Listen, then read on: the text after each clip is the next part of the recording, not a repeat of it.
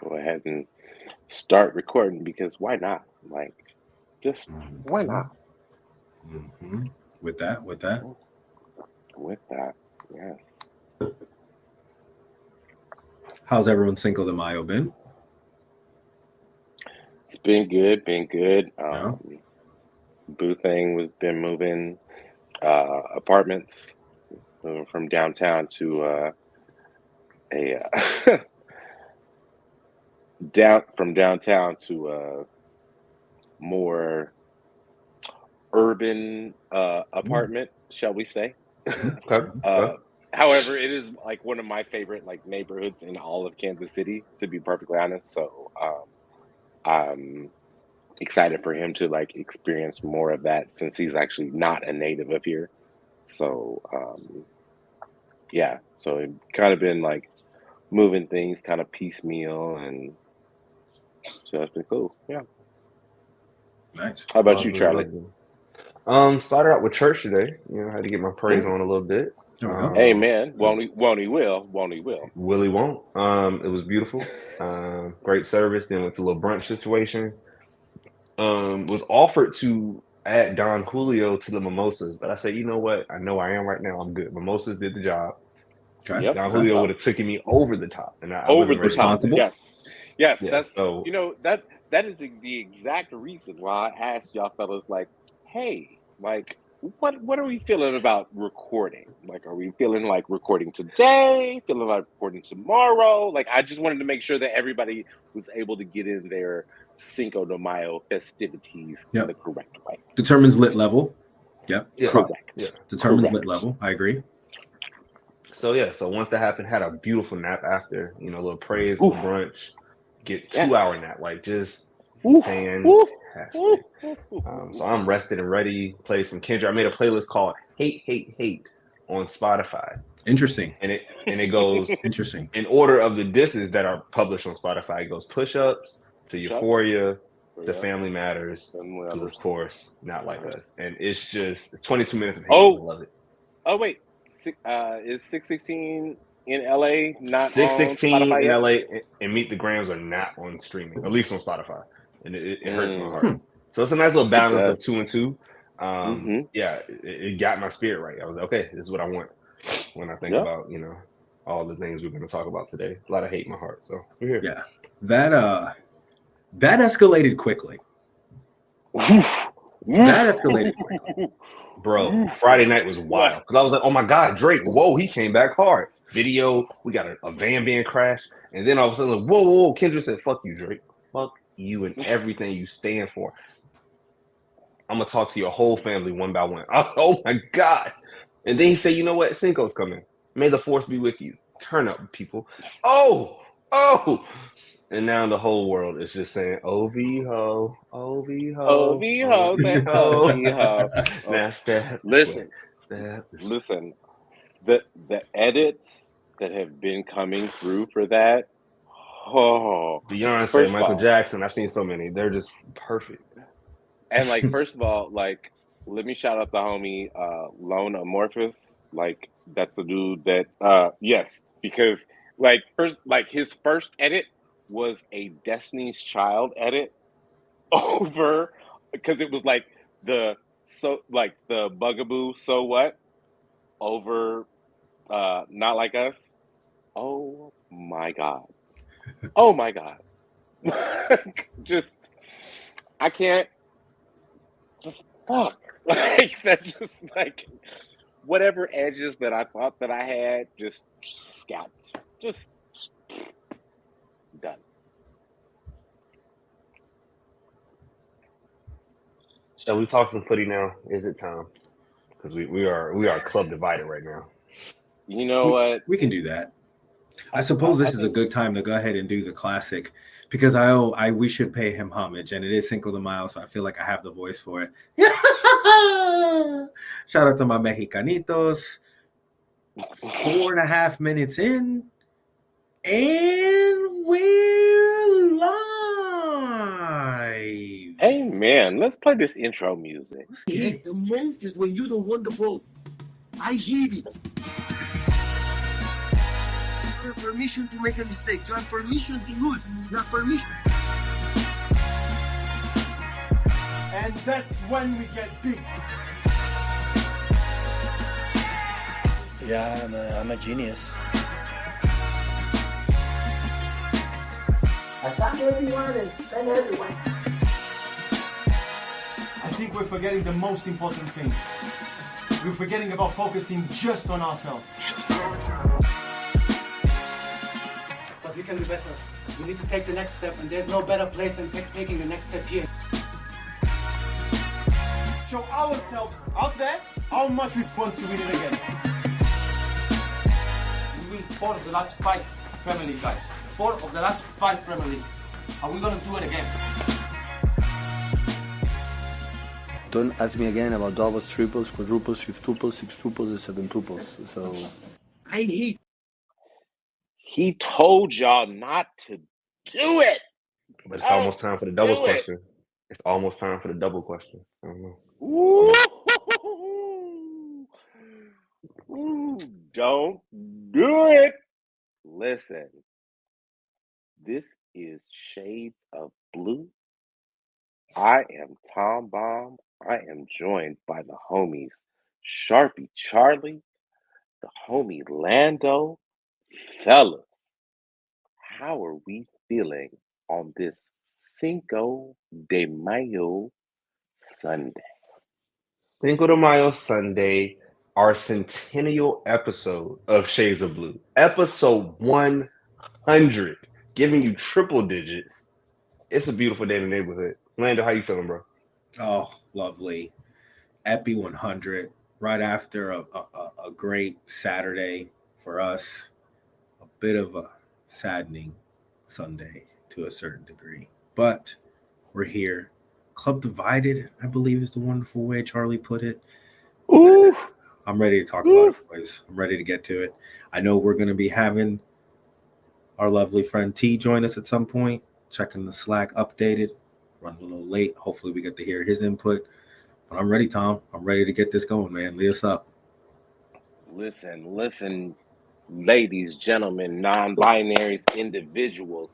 It is the C-Note episode of Shades of Blue. The C-Note episode. 100 of them times. Claude Franklin. How hard Ben Franklin is how hard we've been coming at y'all. Like, Blue Notes. just, and you know what? Like, I cannot think, like, even though, like, shout out to Tarek. We know he'll be joining us soon when he can. Shout out to the homie Crunk Chocolate. You know, Yes. we know you handling your business. Like, when we appreciate all of y'all. And shout out to the homie Danielle, like, who was holding us down in the beginning. Like, we do not get to 100 without all of those amazing people. And you know who else we don't get up to 100 without? All of those amazing people listening to us. You. And so for you. Shady Gang. And for that, we say, please, please, please, go ahead, rate, review, 5 stars, 5, or what is the point? Leave them reviews, leave them comments. We are so appreciative of this moment. Like, Charlie, can you even tell me, like, starting from like spring of 2022 to this moment here, like, what's going through your mind when you hear C-Note episode? So first, I just want to say this. It's very fitting that we're having our 100th episode on the same weekend. Julian Alvarez had his 100th appearance for City. Chloe Kelly had her 100th appearance for City. Synergy. I love when things come together. I love these things. It feels very serendipitous. It makes my heart warm. But taking it back to spring 22, man, like, I can't say like I thought this day would come because I didn't know what was going to happen. I'd never been on a podcast. I didn't know y'all boys. Just some random niggas. And now y'all are like some of my best friends and people I look forward to seeing. I've met in person now, and like I'm looking forward to June. And you know, it's just like the experiences, so many trophies to talk about, just so many trophies we've won. All we do is win trophies. Like, not just one trophy, trophies, multiple. It's every year. It's a beautiful thing. I think like Shades of Blue has added to the, Man City podcast community, the fan community online on Twitter. People rock with us. I remember like when Crunk started saying like, yeah, they play us over here in this country, in that country, in this continent. And it's like, yo, I remember we were talking to people from Australia. It's like, what? We got homies from Australia rocking with us? Like, come on, bro. Like, it's a beautiful thing. And now I'm gonna pass it to Lando, because Lando, I think you came in this season around it was probably episode 70-ish something. Yeah. So how has it felt for you to get on to be here for this whole ride now? Yeah, roughly 33 episodes. Not like I'm counting or anything, but what's been great to be a part of it is, and especially coming from the fan perspective, hearing what you guys were kind of echoing early on and hearing that American perspective and the strong nuances and strong kind of American culture comparisons and analogies and things that I felt like I could gravitate to just from where I've been from. And again, I always go back to that embarrassing intro to Charlie and Crunk, who at this point I have to just bring up the vision, right? Charlie talks about how wonderful it's been to have all this growth and the synergy of 100 and what it means to us, but also the people and the fans and all of it, and where you guys started from and all the people talking. There was one person had this vision. There was this one person who had this goal, this growth, and this desire. And to that person, I'm so thankful for it. And I think we're all appreciative for it because he's the cornerstone. He's the rock to what we try to do. The growth, it becoming a network and other people that we're adding on and other clubs. And it's just going to be a great way for us to get our opinions out there, have some fun vocabulary that I hope spreads. I would love for the day to come where United get good enough and Sunshine gets the opportunity to say, we spread those cheeks today. And for that day to come, I'll tip it off and say, you're welcome. What do you think? I just want to add real quick. Yeah. It's very fitting that when we hit 100, Crunk is taking care of business, taking care of things, making sure everything's good in his world. And I love what he's created we can now take, right? Like, it's just like the club, it's like the squad, right? Somebody's injured, the show don't stop. KDB misses half a season, we don't stop. Erling Haaland's hurt for 2 months, we don't stop. Like, this thing keeps going. We got enough people, we got enough hitters that y'all are going to get this content, y'all can get these jokes, y'all can get this analysis, get this culture, talking about the club we love. It's a beautiful thing. And like Crunk, when he's here, he doesn't want to receive flowers, so I'm going to give them to him so he can hear this on the edit. And when he posted it, because without him, this doesn't happen, literally. Like, this man has done so much in the last 2+ years and things that we don't even see. Like, and of course, not everything goes to plan, right? There are things that happen, life happens, and we move. But his vision to have a community where Black and brown people can get together and feel supported and feel empowered to discuss a sport that normally we're left out of in this country, right? Like, that's beautiful. And then obviously Tom giving you your flowers, right? Opening my eyes, especially to the beauty of WOSO and everything that represents in the past 2 years, and just getting on, our baby blue baddies. We affectionately call them that because they are the baddies on the pitch, and they do great things. And so it's like, to see this happen, and I'm not gonna lie to y'all, sometimes it's hard. You be tired, life be happening, life be lifing. We've all gone through it, especially me and you, Tom. We know. Yes. But you can always come home, and this feels like home now. And it's a beautiful space. And Chicago just kind of put that bow on it, so where it's like, yeah, this is what we're doing. And I'll just say this full disclosure, right? Like, I've had conversation thoughts like, can I keep going? Can I keep doing this? And I'm like, it comes back to, yes, I can. Now, will breaks be needed? Do we need time to, regenerate and recuperate? Of course. And we all take that time we need it. But it would be crazy for me to be like, I can't, I'm not going to do this anymore. Like, no. It's still going to keep going, because it's beautiful and it makes me happy. So I'm sorry for talking so much. But no, listen, we like Miley Cyrus, and we can't stop, and we won't stop. Listen, that's just what it is. Like, we are Destiny Ray in this bitch. Like, okay, I'm not gonna lie to you, ladies, gentlemen, non-binary individuals. I have enjoyed Cinco de Mayo as a true American would. Go on. Did I go to the Mexican restaurant around Boothang's new place? That is, yes, I did, and I did have wonderful food and a margarita and a Modelo Negra there. Yes, absolutely. And Go on. when Boothang's good friend said, "Hey, y'all need to join us and come partake of these cucumber margaritas," I was like, "Who am I to turn down a free drink? Absolutely, I will be there." But I think that the most important thing and the most awesome thing about all of this is like Boothang said, "Hey, I know that this is episode 100 for y'all boys, and I know that that's important. So let's make sure we get back to the house so you can record this episode because I know that this means a lot to you." So, like, shout out to Shout Boothang, out to Zane. and Yeah. and shout out to everybody listening to us today and just surviving in this community with us. Like, we appreciate y'all so much. And to Charlie's point, like, yes, we absolutely like did put a bow on that in Chicago. Like, it really made some shit real for me personally. I can't. I know that we've talked about Chicago and all of that good stuff, and again, like we send our best to Kansas citizens. We send our best to Capital City Blues.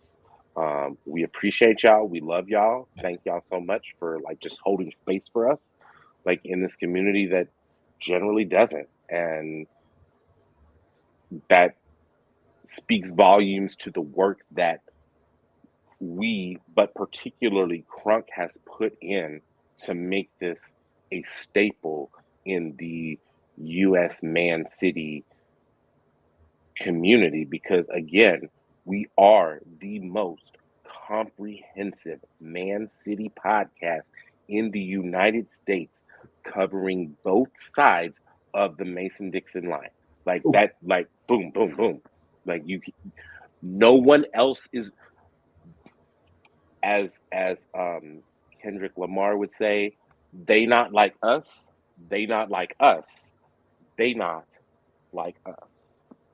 And one of one. I and believe Beyonce said one of one. I'm the number one of one. one. I'm number one. I'm the only one. Correct. Only. Yeah. I love this. So I just, in retrospect, about thinking about what the C Note episode means for Shades of Blue, the sky's the limit. Like no one is taking that from us. Like no one can ever take that from us. And no one can ever say that we are not putting in the work.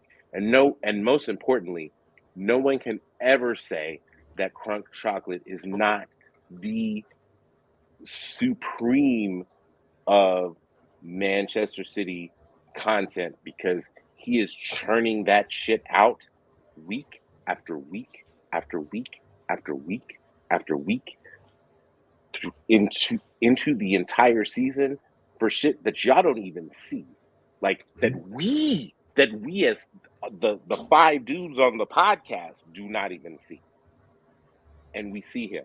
So we're gonna give him his flowers, like right here, right now. To Charlie's point, we're gonna give him his flowers.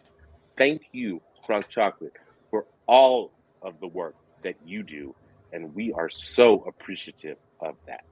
Let me just add to this real quick. I'm so sorry because not it's 100 of like our Shades of Blue like weekend episode. Like that's 100 of this. But if you really take into everything Crunk has produced, the Breaking Breads, the things we did in the summer for the Women's World Cup, Euro content, like we've done so much. So really, it's 100 of this stream of or this part of the podcast. But in reality, we probably putting out over 200 episodes, like in everything we've done. And so only one person edits that. This is a one-man team. It is Crunk Chocolate, aka Crunk Phoenix, now X or Twitter. Like that man is truly passionate. His work ethic is ridiculous. Those notepads, those pictures I see of everything he writes down, the connections he's made across the Premier League, right? Talking to people, not just. But he was on TV yesterday. Just want to get that out there. The man was on texted me television said, yesterday. He said this time I was like, it's happened so much. It's like, hey, this one, it's an occurrence. It's normal, and like for him to just make those connections, not just to the Big Six clubs, but talking to people from Luton Town and Burnley and Sheffield United and Brentford. Shouts to the homie Charlie, great name. Like, like it's just been crazy to see how he has truly created community, not just found it. He's created it to where Shady Game means you rock with us. You ain't got to be a Blue, you ain't got to be a City fan, but you rock with us and what we mean. So from lit streams on Thursdays and all that content, like coming to you every. I remember we did it. Tom, you remember we tried it and it happened, and then we kind of let it go. And then Kurt was like, "No, we're gonna do this every week this season." Thursday. Yep. And we doing it Thursday nights. That's what it is. At least you're gonna get at least 3 of us there. And what's so crazy? It's not just Premier League content. Crunk has made it so that like when City is in Champions League, he's talking to fans in Copenhagen. He's talking to fans in Bayern. He's talking to fans in Real Madrid, like wherever they are on the globe. He's talking to those fans and making those connections, making that community, growing Shady Gang. And again, like I can't throw enough flowers at I could be a flower girl at a wedding and I bouquets, my boy, bouquets, arrangements. Still couldn't throw enough flowers at that man for what he has done for this podcast alone. And for that, like I know that we say in our community often, and especially in the United States, like we don't give flowers to the people before they leave this plane. So what we are all trying to do right now is like, yes, we are celebrating 100 episodes, and that is so amazing.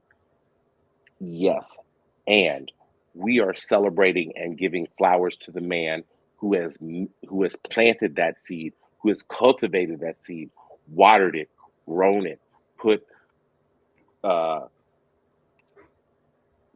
seeds on, put the little bit of fertilizer, fertilizer. Thank you.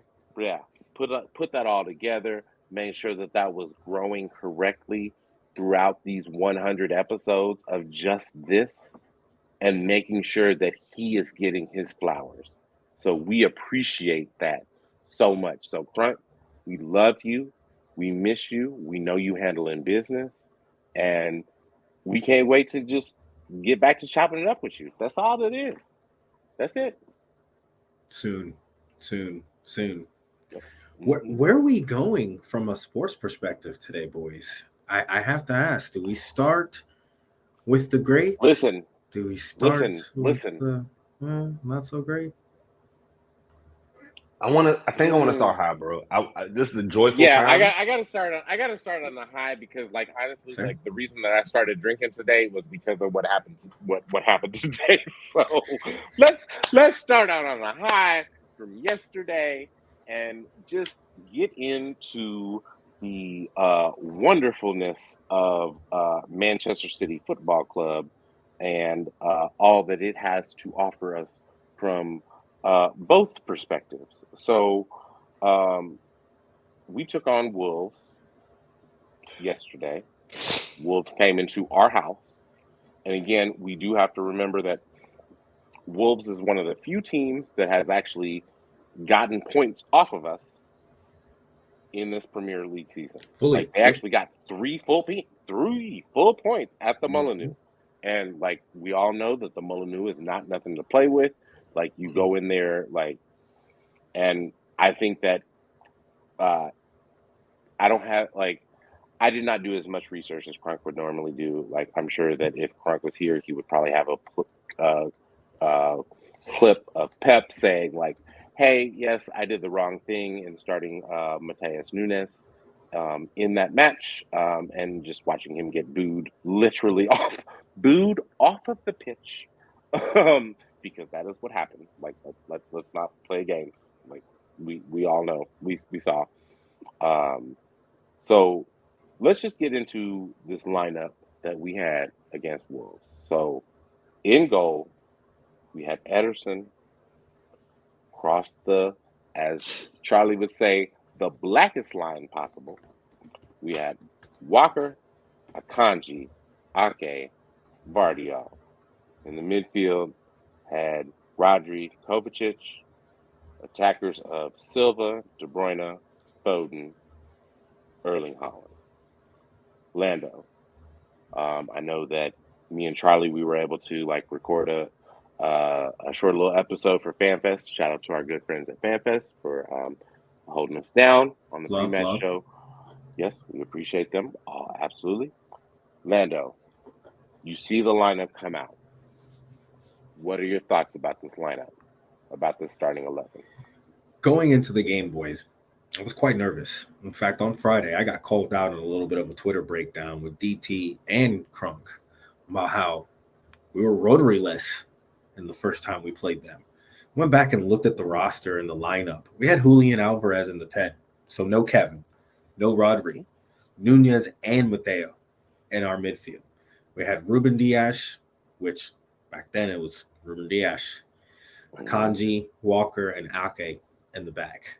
Looking at the lineup that we put out, Akanji and Ake, Gavardio, Walker, I loved it. I loved everything that we had with it. Every City fan should be a little bit more comfortable seeing Kevin De Bruyne's face in that lineup. And with our Big 16 Rotary, I felt quite confident. I was nervous before that little Twitter breakdown. So at this point, I would probably say, Charlie, what'd you think? And again, I'm thankful to DT because after that, I was like, fuck it. We're good. We're going to figure it out. I mean, I said it right away. Like when we and Tom were talking, it was like, okay, we got the best lineup we can put out. Love the attackers. I feel like I knew that we would score goals. There was nothing in my heart that was like, okay, we're only going to score one goal like we did the first time at the Molyneux. And I think that was the biggest thing, that they're not going to score enough goals against us. Tom, how did you feel? So again, like I think Charlie, you and I talked about it. Like when I saw a similar lineup that we had with, we had basically just Bernardo, Kevin De Bruyne, and Phil Foden behind Erling Haaland. I was like, oh snap, we're gonna be so narrow.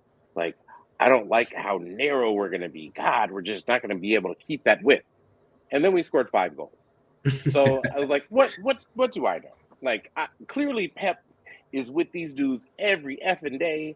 And like, clearly I know nothing because like I said, like, God, we're going to be so narrow. Like, I don't know, like, how are we going to keep the width to make sure that Wolves defends us out wide and all of this, that, the third. No, like,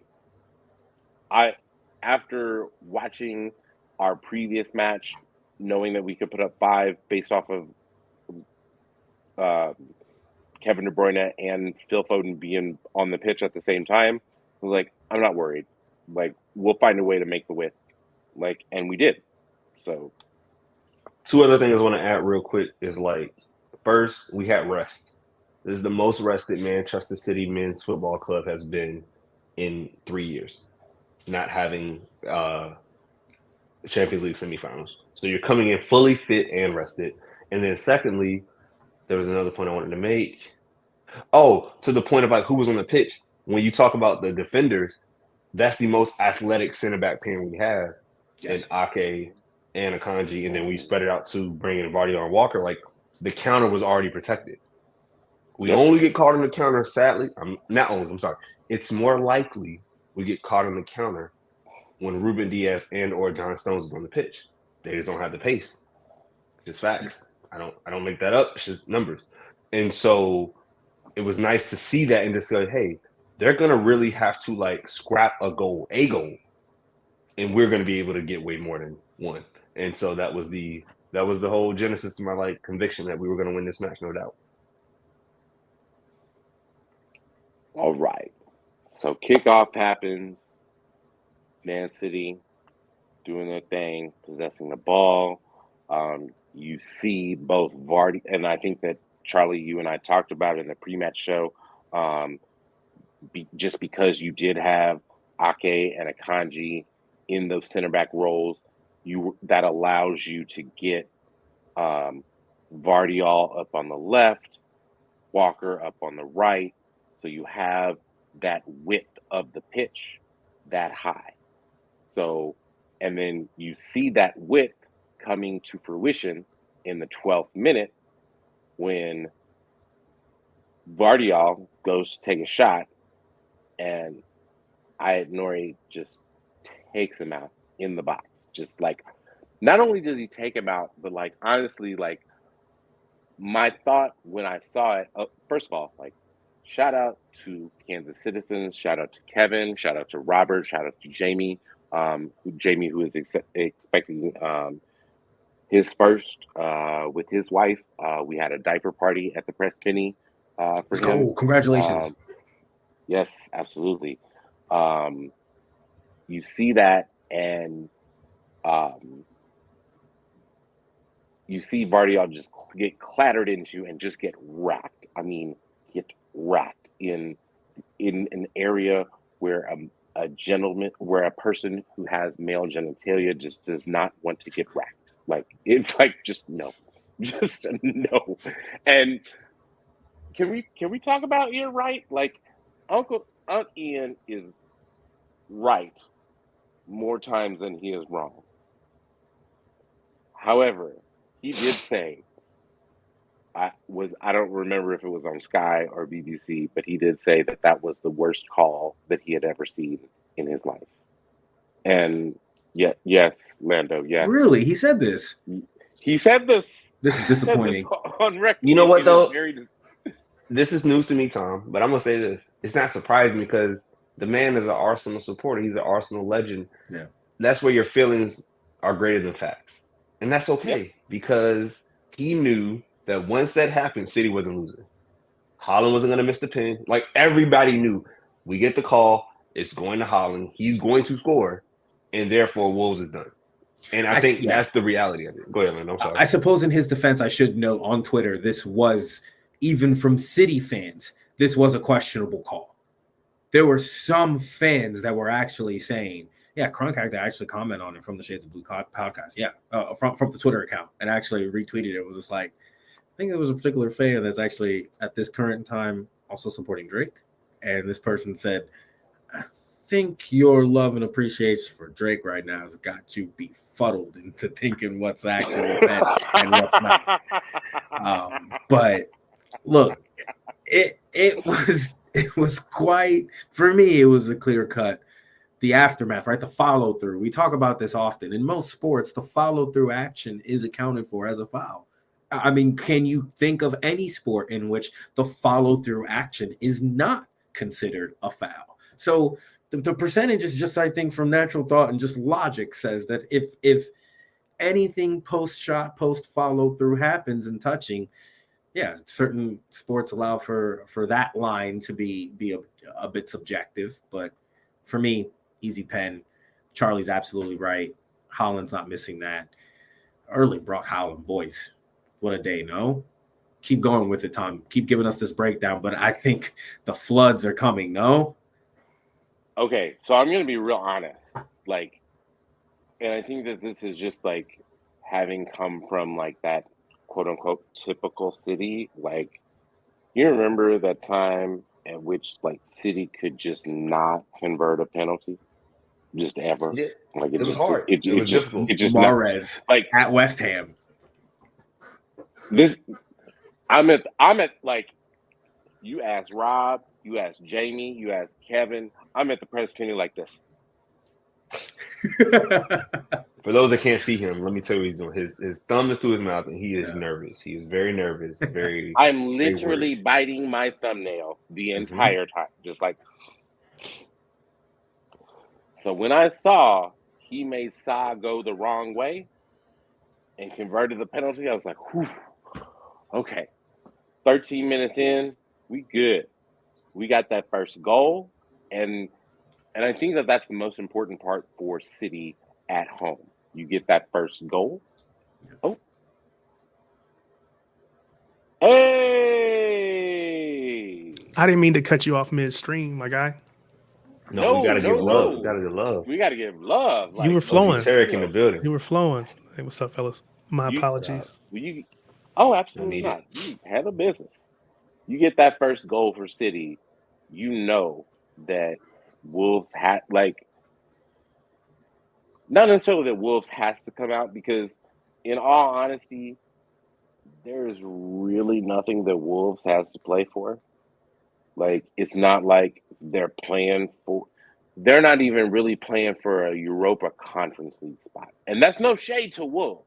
Like, Yeah, like that. I mean, that is reality. Like they're not playing for a spot, and they're not I'm not playing. against. I'm not disagreeing with you because I do agree, agenda wise and plan wise, it's minimal in what's could be obtained.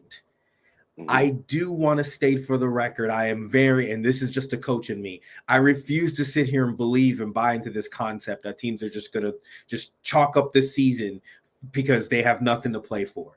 It's called fucking pride. It's called for the simple concept of you are in the sake of competition and how much more do you want it compared to other people. This thing about Tottenham and also a funny concept we should all point out. Tottenham 2-0 earlier in the week. Also, there was a Friday game, Luton and Everton. Like, that's like, does a tree make a sound if it's in the forest and no one is paying attention? Okay. Like a Friday Luton Everton game?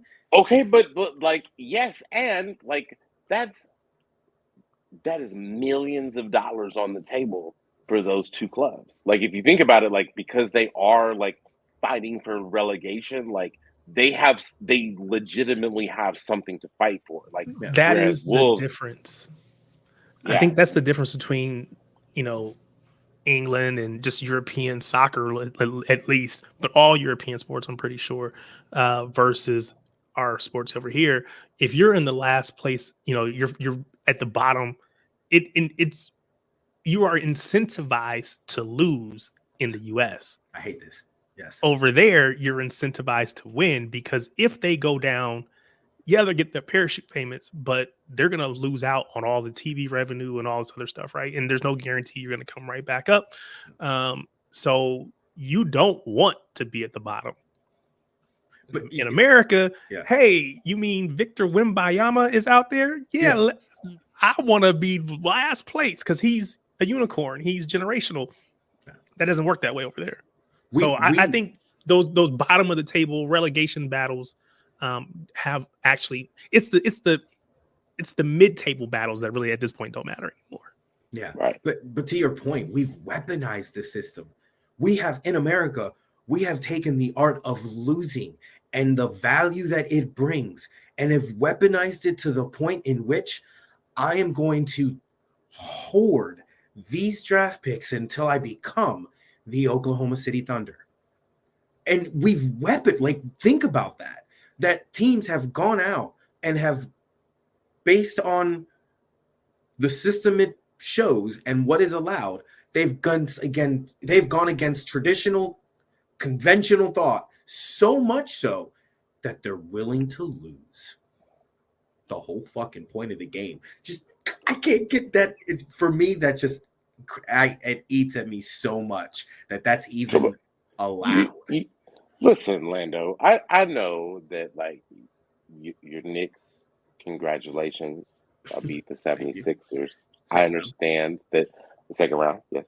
Like I understand that y'all beat Sam Hinkie, y'all beat Joel Embiid, who was literally the poster child of quote unquote the process. That's right. Yeah. Like, and if so, to break this down to any of our non-NBA fans, the 76ers were bad for a very, very long time.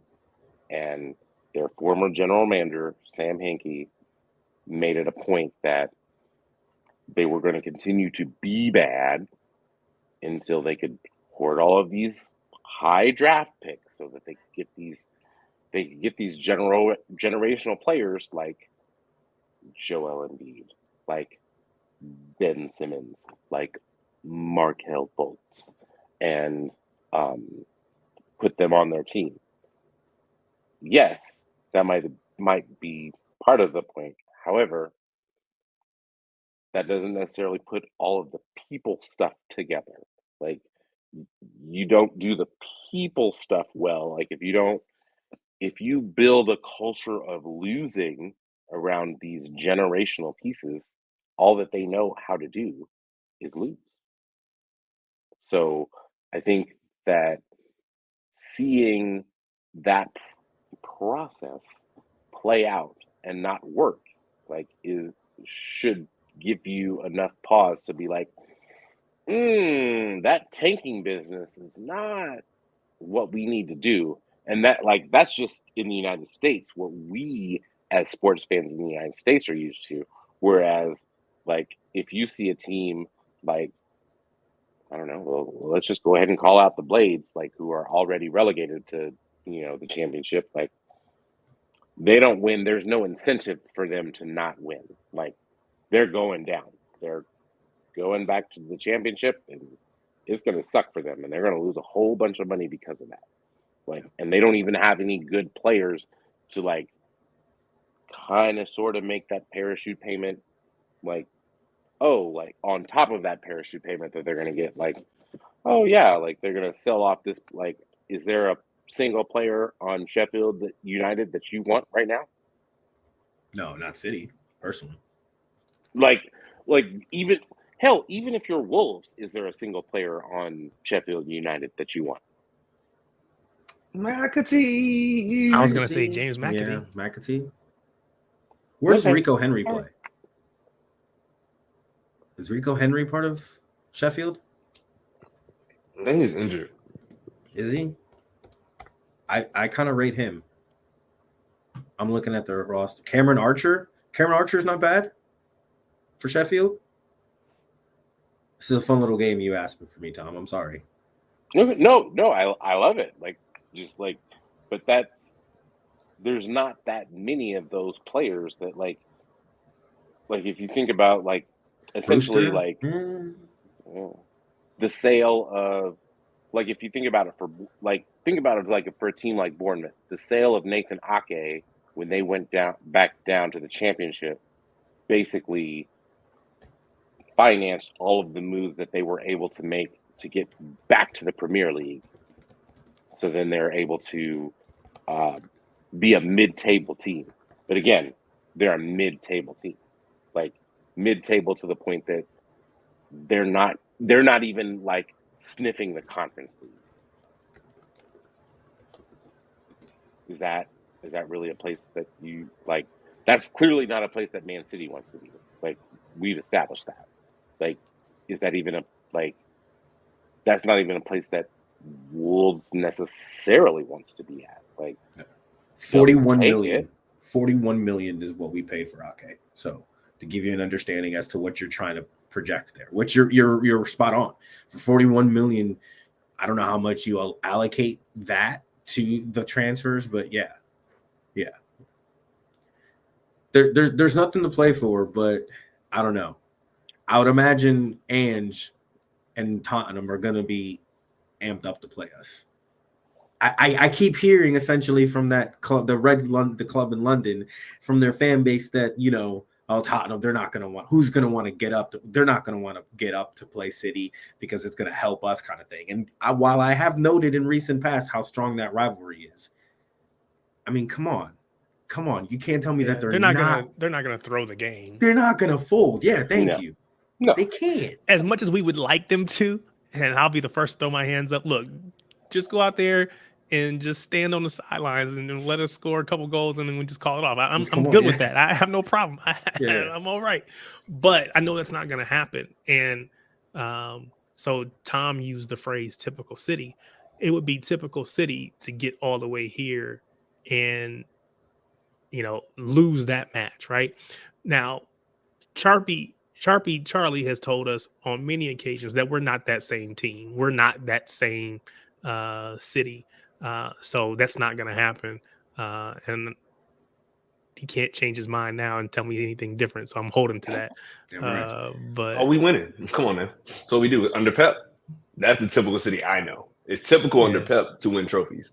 Yeah, as I said, it's typical for us to close out seasons on winning streaks and to win all with the games we needed to win in order to win the title. And only after the title is already won then do we drop any points, because at that point it doesn't matter anymore. But we win all of the necessary points typically. But when I became a fan and I was spending all my time on Blue Moon, on the forum and all Blue those different Forum? places. Let's go, Yeah, yeah. T. So when Let's I was go, that is T. where I was indoctrinated, if you will, into the idea of Yo, you're a typical real city one, and all bro. that, Typical right? city. I never Yeah. knew that about So- T. so- I never Oh knew yeah. that. So that Oh, is yeah. how I come to it. So I'm always That's so it dope. comes across as pessimistic or negative. It's really like I'm waiting for that other shoe to drop, because Bro, that makes so much sense. historically it always has, and I'm just Yeah. always afraid it's going to drop. I don't know how far you into the episode you guys are, what you've already done, but I was watching. I jumped on once I finally could get logged in to the stream for the women's game today, and I got on. And it's like it's 1-0. I was following on Twitter. It's 1-0, and we're up and all this stuff. And I'm just like, we have to get another goal, because it's just a matter of time. And then I see how, and I don't know if you already talked about it, but I see how we're playing, and I'm like, oh my God, we have to get it. It's just a matter of time. And then I think I posted in there, they scored, and I was just like, and then it happened again. And so that is my fear. That is the place that I come from. I don't mean any harm, but it just is the place that I come from, because that's how I was first introduced to the club. That makes so much sense, bro, because that forum is We're so not there honest yet. and brutal with it. Yeah. Yeah, we're not there yet. Tom's right. We're not there we'll yet. get a chance We're gonna get talk to it. about We're gonna get Back to it. Erling Haaland's dominance. Yes, because listen, in stoppage time of the first half, I know it is like Lando. We've already talked about your Knicks. We've talked about the NBA playoffs. I don't think that I knew that Erling Brute Haaland had the type of hops that he had for that header on that goal in stoppage time. If you look at that goal again, that man got so high off of the ground that the defender marking him, even though he also jumped when Erling Haaland jumped, Erling Haaland got so high that his midsection was at the head of the defender marking him. Yeah. And to be perfectly honest, I don't think that I have seen a dunk that nasty or that definitive since people have been playing NBA Jam on the Super Nintendo and Sega Genesis. And that because he just got that high. We used to call that nuts on forehead level. Yes, that is exactly what it was. That's what it is. Like, yeah. Because there is no other descriptor for that. Like, I did not know that man had hops that astronomical. Yeah. If this was football and he was a receiver, we would say dude got mossed. Because Randy would do that to you. That's what he did. He mossed him. Tom, I have one correction. This wasn't even a stoppage time goal. This happened like the 35th minute. This is only the second one. Correct. The man scored so many, you just start losing track of them, right? Yeah, there's so many damn goals. But what he did to Nelson Semedo, poor Nelson Semedo, who used to be at Barcelona, playing for FC Barcelona, and now that man is getting dunked on by Erling Haaland at Wolves. I just thought of the perfect basketball analogy. Vince Carter dunking over Frederick Weiss in the Olympics. He literally went over that man's head. That's basically what Haaland did. That's the greatest dunk, personally, I've ever seen. That's basically. I wasn't there or anything in person, but yes, that's the greatest dunk. That's incredible. Yeah. I don't think that I, in my lifetime, have seen a greater dunk than that. because like that, Jesus, like I will mean, enter into the discussion what LeBron James did to it wasn't Jason Terry, it was The Jason point Terry guard. was. It's funny when you say LeBron James, I have to say which one. Like, But it was the alley oop when he jammed all over Damian the point guard Damian Lee. Stoudemire? No, Damian Lee. Like maybe it was Terry. Yeah, Oh, he yes. just. It's two of them. Both of those are like up there. But as far as like for height difference, that man 7 feet tall, and Carter just giving them nuts in the face. It was incredible. But I think we got to keep moving with Wolves. We got to keep going. Crunk will be all over us right now. Holland scores 2, and then what happened in stoppage time, Tom? What happened in stoppage time? Yeah. Okay, so then in stoppage time, like, first of all, like, Craig Paulson, God bless that man. And I mean that in the most southern, disrespectful way that I can possibly mean it. God bless that man. Because I don't know what he saw that we all did not collectively see in stoppage time, because I knew that was a foul on Holland. I knew that he got fouled in the box. I don't know why that he did not have the angle or the view to call that. I guess it was just a whole bunch of legs in his way. Also, I will say that Craig Paulson was in the way all match. Like as City was trying to build up in the attack, both in the first and the second half, Craig Paulson was just in the way. Like move around. Like move the F around. Like what are you doing? Like, so thank God that there is VAR. And VAR that's not really been ever said. Thank God. Right. Not from a City fan. Not ever. No, not ever. They said, Craig, you got to come look at this because, bruh, like this was, I don't know, like this looked like a foul to me personally. So Craig goes to the little booth. It's like, oh snap!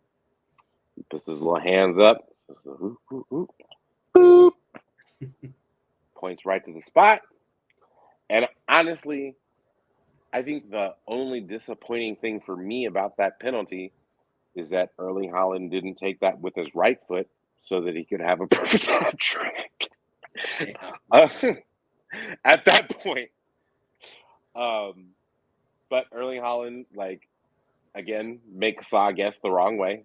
Or no, Saw actually did guess the right way on that one. He was just like, no, you're just not stopping this penalty. Like, I'm just gonna power it through. And City is up 3-0 at halftime. We are feeling good. Etihad is rocking. Boys, how are we feeling at halftime of this particular match? Sharpie, I'll throw it to you. I was just thinking about subs. I just wanted to see my short kings, and I was wondering when they were going to come on the pitch. Tarek, how did you feel at halftime up 3-0? You feel like it felt good because I felt like we were playing really scintillating football, man. We were all over the pitch. Goals were flying in. It was great to watch. So I'm with you that I wanted a sub at some point. I didn't want it too soon, though. I wanted to run up the score a little bit. I know that we're probably not going to close the goal differential gap just in case to give ourselves a little bit of cushion. But I was hoping we would just run it up. So it felt good to be up 3-0. I thought the game was at that point won. It was just how high can we run it up at that point? What about you, Lando? Run that shit the fuck up. I was so just calm. Just a sense of like the big boys back. Anytime you can tame the robot by feeding the robot, making the robot happy. Let's make no mistake about it. We're well aware about the opportunity for him to potentially leave whenever Pep leaves and all that good stuff, right? There's a rumored clause in that. it's just good to just keep scratching that itch for our big boys. It's just good to keep our big boys happy and make sure that, there's love. I also love the concept of having, and Tom brought this up earlier, right? Those times where we get pens and you don't feel confident about it because of we are who we are at the time. For us to have a big boy in Holland that within a half, he gets a hat trick and 2 of them are pens, and that man had no indecisiveness to him at all. Back to back, same side, fuck it. You guess right, I don't care. Still, you can't touch it. Loved every bit of it. Had me a good little smoke sesh because halftime hit right during my lunch. So I was at ease, boys. I was at ease. I think for me, there was like after the first Holland penalty, like between the first Holland penalty and his goal and his header and the run of play, there was like a 15-minute stretch where it literally looked like we were playing keep away from Wolves for a good 15-20 minutes. Like you could see that Wolves was doing everything that they could to get the ball off of us, and we just like, no, you're just not going to touch the ball. You're just not going to touch the ball for this 15-20 minutes. Even if you do, it's not going to be on. Not only is it not going to be in your attacking third, it's not even going to be on your attacking half of the field. Like, sure, absolutely, we'll give you those back passes to Sa, or in some cases we weren't even giving them that. We were just, no, we're just going to keep the ball. Like, we're just going to take the ball off of you, and we're just going to keep passing it around the back and making sure that we find our ways to penetrate your defense. And it's not going to happen. It's just not going to happen for you. So I think for me, that was the most encouraging thing. Like, we were literally imposing our will upon an opponent in our home, which is what you want to do when you want to win the league. Like, you impose your will upon your opponent at your place, and you say, this is the way that we are going to play, and you're not going to touch the ball. Simple as that. So we get into the second half, and the second half gets a little bit, oh my gosh, Wolves actually has the ball. Wolves actually going to do something. Oh my gosh. And then I know that I said it in the Slack, but our guy, what's the man's name? Hee-Chin Wong scored a goal. I said that sometimes City just has a player that just always scores against them. And I think for this particular reason, City had a player that would score against them because Pep doesn't know how to pronounce his name correctly. And I know that there's a little bit of xenophobia behind that, and I apologize, and I know that that's not funny to laugh about, but I really do think that until Pep decides that he's going to figure out how to pronounce that man's name, he's probably going to score against us every match. And he did that in the reverse picture at the Molineux, actually scored the winner, scored against us. It's 3-1. I know for me, I'm thinking, oh, okay, well, we got game on right here. Like, oh, snap. Like, Charlie, you said in the Slack, because I know that you in the Slack, or in the pre-match show, Charlie, you had said that we were going to win this match 3-0. You were feeling real confident about a clean sheet. And what did you say in the Slack at that point? I think I said goals are fun, I believe was the quote. Because goals are fun. Because you had said that dude gonna score on us every match if Pep get his name right. And then immediately you go, holy fuck. And I go, goals are fun. Because, we do what we do. And I felt like it was fitting that Erling Haaland did what he did. Like that was the whole thing of like, hey, a clean sheet is great, but 4-1 ain't that bad. Sharpie, you said, because I said on the pre-match show that we were going to win 4-1. I said it was going to be a Sharpie Charlie clean sheet, and because goal difference, as long as you got the 3, doesn't really matter, right? Like doesn't matter, y'all. And I think that culturally, and I tweeted this because I think that it was important. Watching the Wong goal go in was like watching Family Matters drop. Watching Erling Haaland's fourth goal of the match go in was like watching Meet the Grams drop. Now, if y'all don't know what I'm talking about, I really need y'all to get to a digital streaming platform as soon as possible and look up Aubrey Graham and Kendrick Lamar as soon as possible, because I don't know what you're doing with your life or your time, because that's the first place that my mind went, because it was like, oh, like they fought back, like good for them. Oh no, no, it's over. No, because like he just dropped Meet the Grams just that quickly, and The efficiency to it was pretty wild, wasn't it?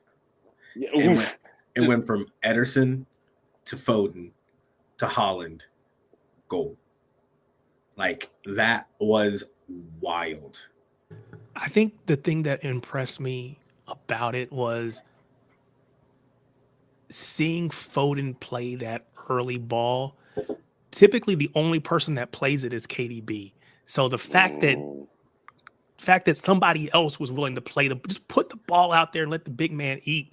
So I was very happy, of course, to see him get another goal. But I was like, let's go, Foden, because if you can make that pass consistently, I have no fear whatsoever about the day when KDB walks away. I don't want to rush it, but when that day comes, if he can make those types of passes consistently, oh, we're gonna be fine. Amen. Oh, for certain. So you go from like, oh snap, we got this 2-goal, like we only got a 2-goal lead, and we all know that like a 2-goal lead is one of the most dangerous goal differentials in a match in football, and immediately respond. Like I'm not sure it was even within a minute.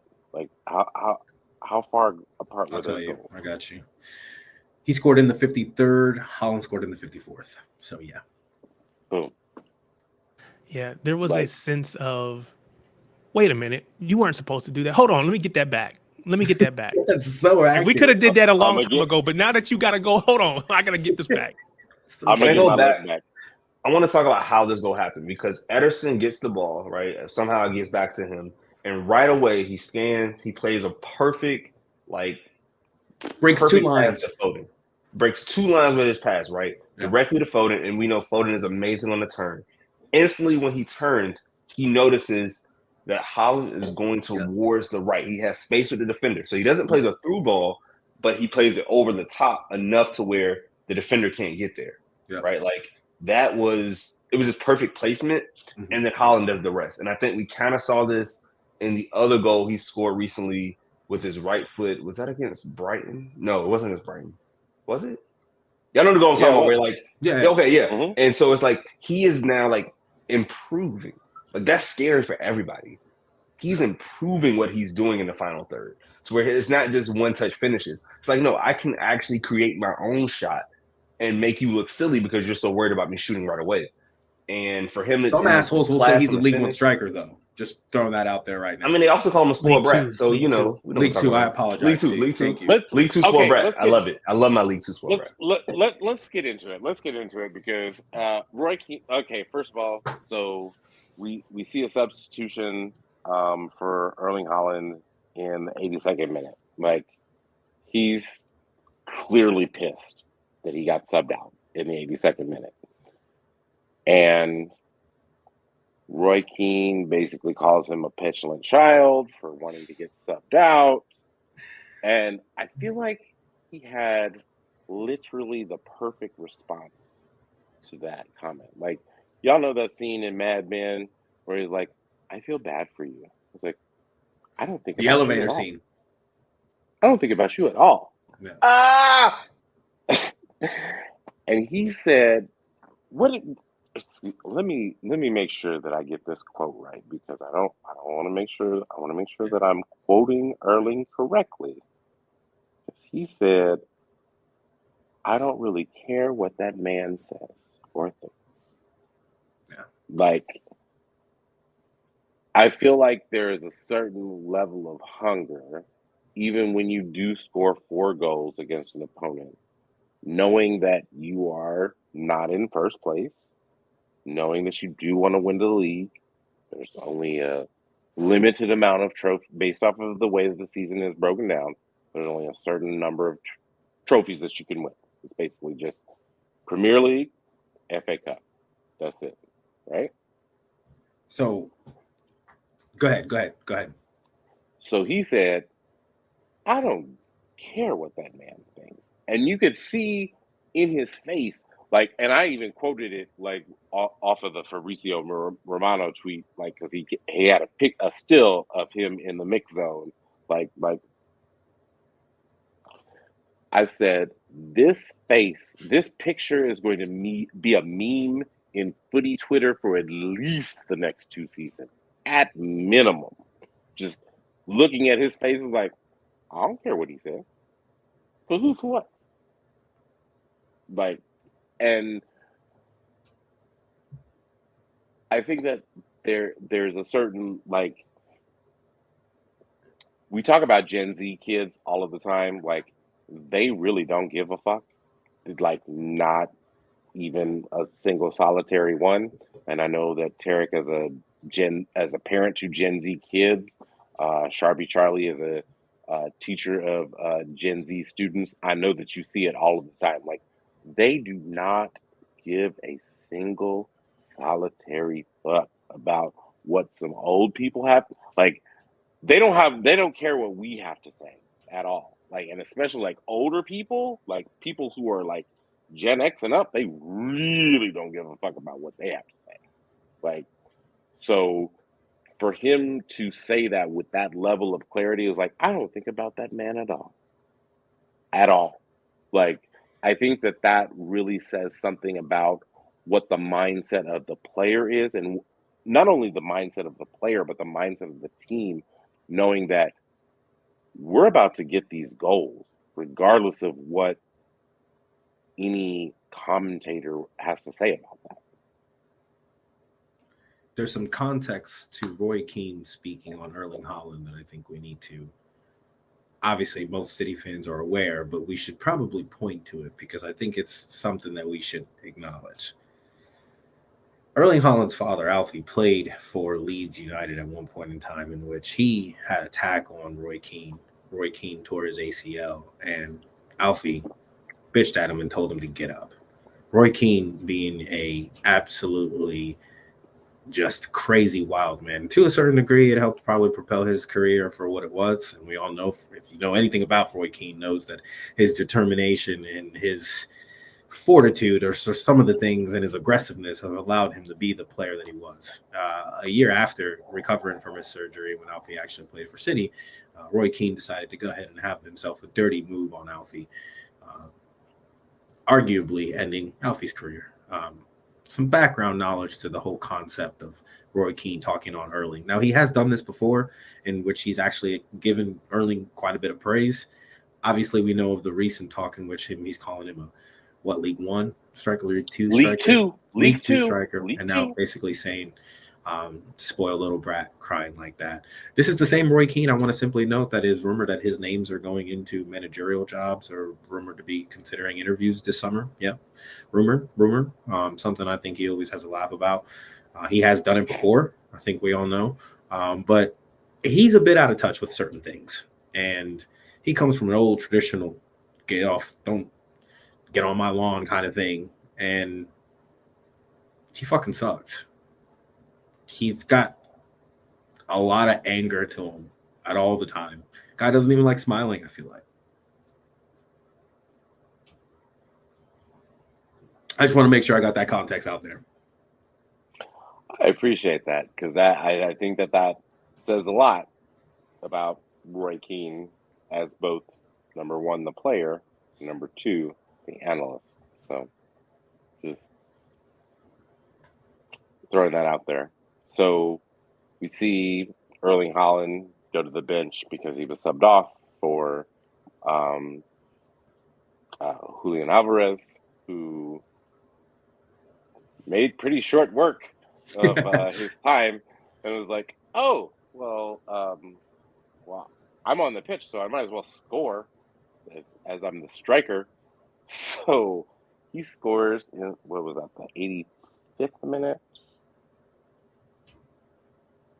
Sorry, It was like 1 minute, the well, like 85th a minute minute. after Holland went off, basically. Mm-hmm. It was like, oh, like just scores, and like you get like, oh yeah, that's why like he probably was mad because he He kind of knew could have had another like goal a was goal. there. But I do want to Yeah. shout out Rodri, right? Because that was his second assist of the day. He now has, I believe, 9 assists in the Premier League this season, which is 10. more than it's 10 now. 10. Ooh, Oh shit! So like double-digit more assists than from a Martin DM. Odegaard. I mean, he has the most final third completions. Most like Rodri is him. He is the one. He is like if Spain could not be so blessed as a country. You go from Sergio Busquets, and then you go directly into Rodri. Like it is unfair. The excellence. And It's like the Packers. Shouts to Crump. It's like going from Favre to Rodgers. How do you do that? It's not right. We are struggling for quarterbacks, and you all have them. And now people want DMs, and you all go probably 20 years of two of the greatest DMs in modern football history. Like they and what's need crazy- one more what- lineage. Just for the record, they need one more lineage, a third, to make it the fact that you can officially say they're breeding great DMs. They need one more. If they get one after Rodri, I'm looking at you, Zubamendi. Maybe too high consideration. But if they can get one more, because the Packers, that's just smart drafting, right? That's just or getting lucky kind of thing. When a country breeds them, that's a bit different. You know what I mean? Okay, but this is the craziest part though. Like, we're gonna have the Euros this summer. Rodri's not gonna play DM for Spain. Rodri's gonna play center back for Spain.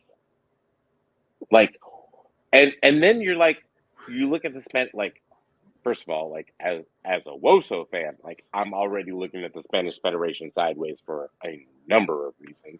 But then you look over to the men's side and it's like, wait, you're playing him at center back? Bro, that's What? Why? But why? I don't understand. Like he's so much better as a central defensive midfielder than he is a center back. Like I because understand Ramos not walking through that door. They did not have it. They have Laporte. They have Laporte. You know, we love our Laporte, but they did not get a replacement for Sergio Ramos. And Rossi has looked good this year for Barcelona. I don't know if they're going to start him. He's so young. They could. He could do it, but yeah. Well, they're known to be trusting with their teenagers. Yeah, That's one thing I have to give Spain a little bit of credit for. They really don't give a shit how old you are. If you can hoop, you're gonna get an opportunity, kind of thing. So to that extent, I would say for the Euros, you could possibly see Barassi out there, but I don't know. Charlie's right. Sergio Ramos ain't walking through those fucking doors. Are you boys okay with Rodri going center back though? I'm actually okay with it. Less stress on his legs. He's done it at the last couple competitions, so it is what you know. I'm not stressed about it. I mean, it is markedly less stress on his legs. Like I think as a City fan, yes, I would prefer him to play center back for country, while also at the same time realizing that this is probably not the best use of this player's talents. Yeah. Like it helps the club while at the same time not benefiting the country by making that move. So do we think that it positions him to be able to move back when his legs start to go for City? we can keep him around longer because even if his legs start to go, we can just drop him back a line into the defense. I love I that. think idea. so. Yeah, I mean, because like the thing with him and Fernandinho, the difference is he's bigger, so he Yes. naturally has the height Mhm. to play center back, to be an aerial defender, to win those Mhm. duels. So it's like it's He a also perfect doesn't have progression. the anger of Dino. Dino's got a little bit of some temperament issues. Well, hold on. We've seen me and Rodri this year. We seen Rodri in Yeah. late 2023. Rodri was in his bag of I'm Rodri, pressure of the world. yeah. Are we comparing I want that my break. crash? I'm Rodri make has my been break a goon happen. at times. Rodri's been a goon at Bruh. times. Let's be Bruh. honest. Bruh, he Dino been went at unpacking the Cesc shirt. Fabregas, bro. I Hey, think Dino though, I that mean, dude. he Yeah. don't play, bro. that's- Dino's that one I for mean, me. Yes, you are correct. However, I will say, seeing untucked shirt Rodri has let me know he about that life. Yeah, he could get that. Like, Yeah. Just like Kyrie, bro. That shirt come out. Oh, it's real. It's not a fucking game. oh. It's so valid. So 5-1 on aggregate, or excuse me, 5-1, 82 points to City. City remains in second place. On Arsenal's heels at who has 83 points. We have a match in hand. And I think we all know that that match in hand is at that fucking stadium that I can't fucking stand, against that team that I can't fucking stand, that Arsenal can't fucking stand. We'd be remiss, Tom, if we don't take the same approach that Pep and every player in that squad is. Our next match is Fulham. We have a final on Saturday, the 11th at 7:30 Eastern time. Very early. God bless y'all in Central. Shout out to my homies at Hollywood FC on that 4:30. I remember it. But that's what matters. We will get to the other side of London when we get there, but we're going to Fulham.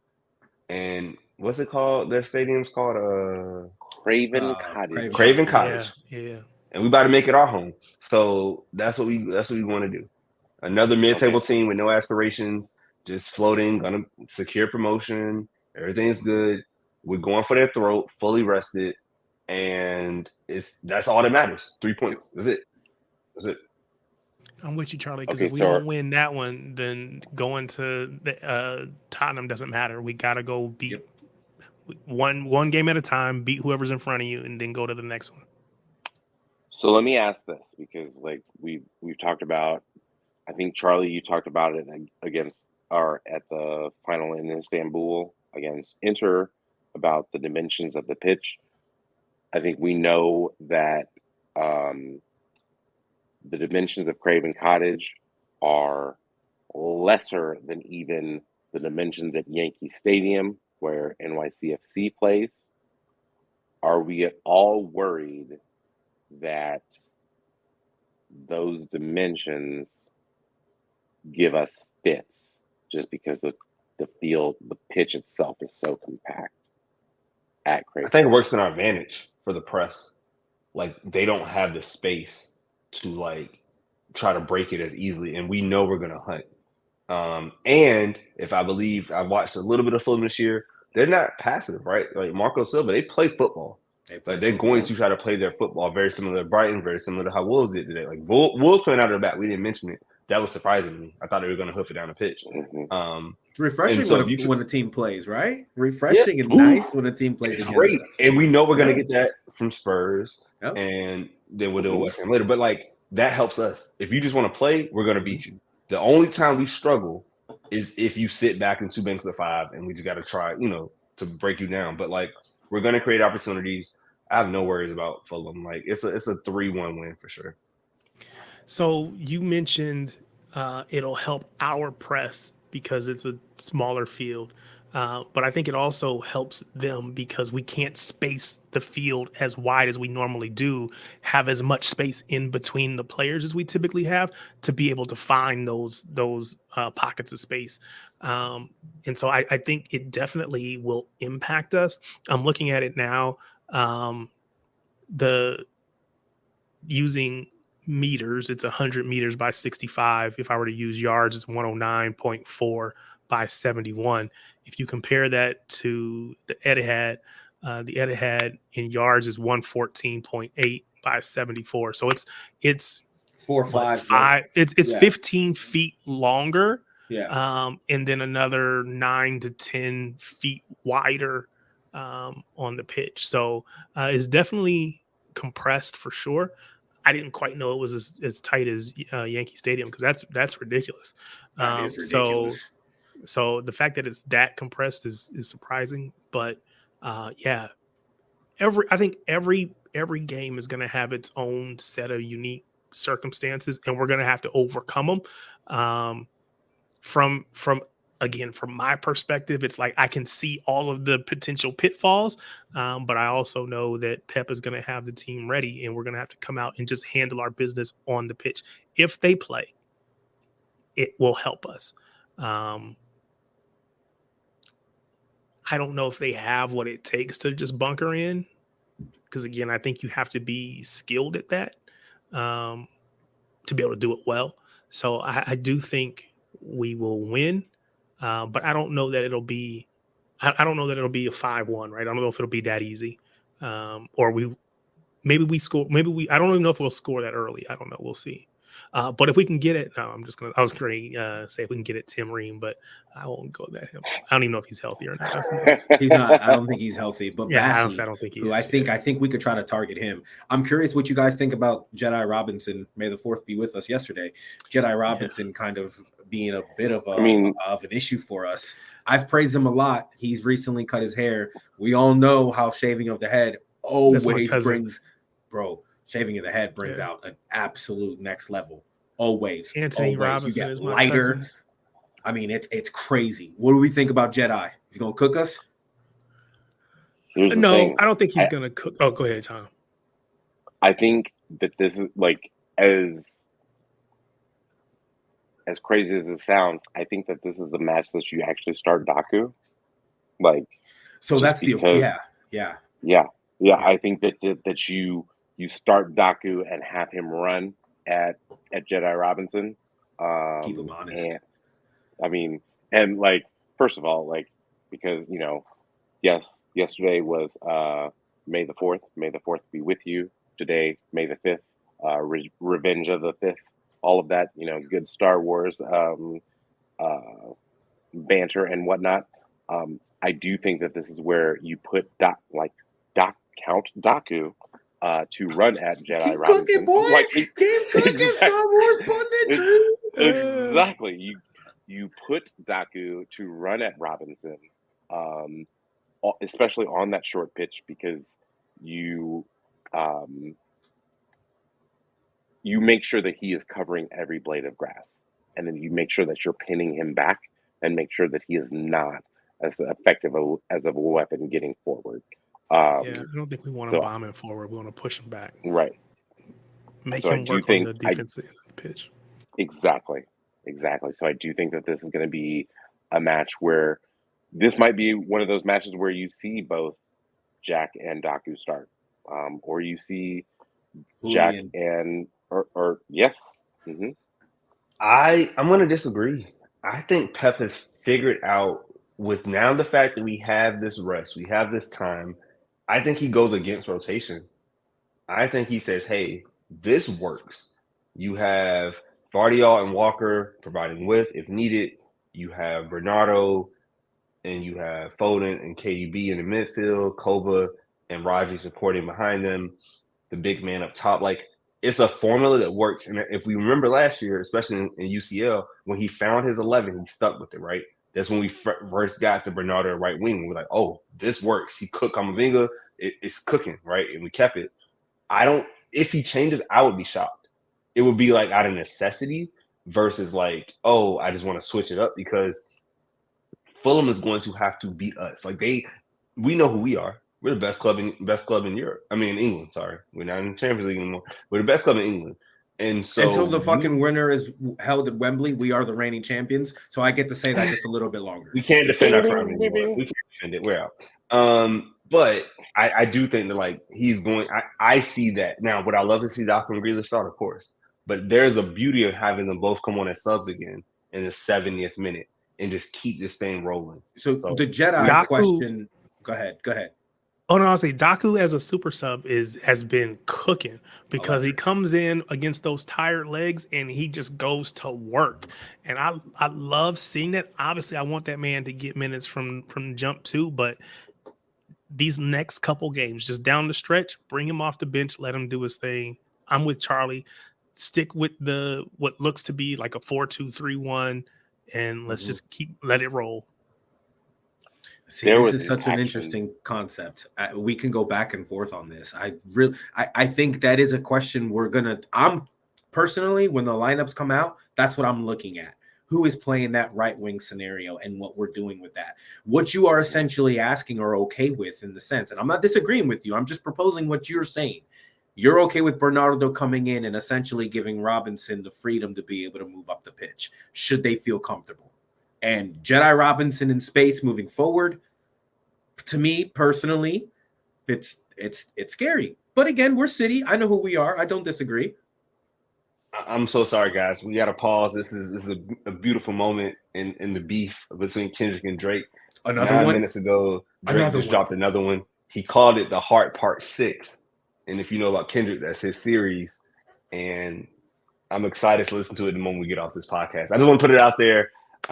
It doesn't stop, guys. This is what we need. This is the energy. This is everything you want. He didn't even stop for the Sabbath, y'all. Nope. He said that man came in my neck. They've been blasting Not Like Us in the club for the last 24 hours, the last 20 hours. Like, this man has to. He felt it. It's 5 minutes. I'm very 5 minutes 25 seconds. I'm very excited to listen to it. But yes, he did say 5. Put it out there. He said 5. I mean, K-Dot said 5. This is what I was. This is what I'll say about Daku. Like, there was a moment when he was subbed on in the last match where he inverted and he burst through the midfield, and I swear that, like, and I know that as American football fans, we can all appreciate this. He burst through the midfield like he was prime Chris Johnson. Like, I was like, oh, like, so as much as I want to see that, I do also understand, Charlie, what you're saying about, like, sticking with an 11 that works. Talking about sticking with an 11 that works, let's talk about number 3. Let's talk about number 3. Because number 3, we were told that last week he was ill, could not make the bench, could not start, didn't get any playing time. This week he was on the bench. However, he was behind both Ake and Akanji. Double A's, gang. Seemed to just we don't need him. We don't need him. We don't need him. Man. Yeah, we don't need him right now. You could just say he's not coming off. He needs to stay on the bench because you don't bench the center backs that we have that are playing out of their mind. You let them dudes just keep cooking. Terry, you said the same thing I did in nice. I know, but you gotta say it. You gotta say it nice, man. You gotta say it with some. You gotta say it with some. Put a little sugar on it so it don't hurt when he. Because it ain't gonna hurt his feelings. That weekly wage ain't changed. He's still getting the same check every week. Yeah, and he got less work. But to do. There might be DS stands out there that get upset. Hey, that's cute for them. They can do that. If you want to take the 5th most athletic center back on the team and make him start over the first 2, you got it. Go ahead.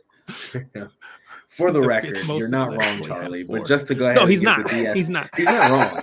I've been on this, and this is the hill I will die on, and I won't die because it's the truth. Damn it, it's the truth. To appease the Diaz stands out there, let's state for the record that on our club's most greatest run, Diaz was an absolute cornerstone. That of course, no, it's not taken away. Bit of recognition for what he did for our club. We're in May 2024, and that's all that matters. Thank you. Keep 25, keep 6, And if we want to go to a back five, bring on 3. You come on. I want John Stones on the bench too. We don't need him either. The melanin will take us to the mountaintop. The melanin will take us to the mountaintop this season for the last 3 matches. Let the melanin guide us. So is that the title of the title? We do not. He said we don't need Billy Beck. That is what I heard from Sharpie Charlie's mouth. He said we don't need Billy Beck. Love you, Billy Beck. Shout out to you. I'm just saying, the proof is in the pudding. When 6 and 25 work and they link up, we good. And it's not even like if 3 and 5 were on the pitch, we wouldn't be good. But I know that 6 and 25 are faster, and I'm living with that, bro. Like, I'm sorry. Give me the locks, give me the braids, keep those beautiful fades on the bench. We good. Okay, this man Drake in the tweet posting the Heart Part 6 out now. He said, and we know you're dropping 6 minutes after this. So instead of posting my address, you have a lot to address. It's a great time. It's time for Baby Blue Baddies. I think it's time for Baby Blue Baddies. Popping We've been off, going boys. for Yeah, 90 let's get minutes. to our triple B's. I'm gonna give you the full we got to get this off. We got to get this over with so I can listen. That's what Charlie. I got things to do. Love you. Let's talk about the baddies. Talk about Gareth. Get it out. Right. Get out your feelings. Okay. Let's just get it out there. Okay. So I'm not gonna lie to you, but like this is probably the single most heartbreaking loss that I have ever experienced as a Manchester City women's fan in my entire life. We'll just go ahead and get through the lineup. Got Keating in goal, left to right, Wahhabi, Greenwood, Alexandri, Kasparai. In the midfield, you had Jess Park, Yui Hasegawa, Laura Coombs. Up top, you had Mary Fowler, Chloe Kelly, and Lauren Hemp, who all just kind of interchanged who's going to be central. So it seemed to me that this game plan was that we were gonna let Arsenal have the ball, which I don't necessarily. Like that. Nope, not at all. That. Nope, don't like that at all. Like if you look at the final stats, based off of FotMob, we had 45% possession. They had 55%. Don't love that. Not at all. Nope. I will say that when we did score our goal in the 17th minute, Wahhabi fed Lauren Hemp, and Lauren Hemp made a beautiful turn in the box and just got free for her shot. And it was like a true shot. And she, again, got 10 goals. That was her 10th goal of the season, giving her, I believe, 10 goals and 5 assists on the season. This year. 7 assists, excuse me, on the season. 1-0. City. We're loving life. Feeling good about stuff. Still seeing Arsenal with much of the ball, but in much of the first half, you see Arsenal with much of the ball in their own half, not necessarily in the City half. Second half begins.